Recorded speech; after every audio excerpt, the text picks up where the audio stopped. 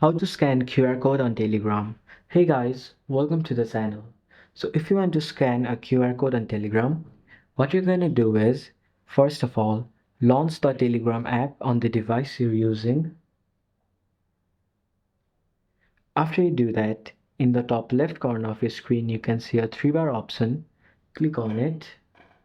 Then you'll be shown with this sort of interface. Over here, you can see the option settings right over here. Click on it.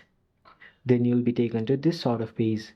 After you're over here, what you're simply going to do is scroll a bit down, then under settings, you can see the option which says devices. Click on the devices, then you'll be taken over here. After you do that, in the top, you can see in a blue box the option which says link desktop device. Click on it, and then you'll be shown a camera. Now you have to keep a QR code behind the camera to scan it. So this is how you can scan a QR code on Telegram. So thank you for watching till the end of the video. Hope you liked it and see you in the next video.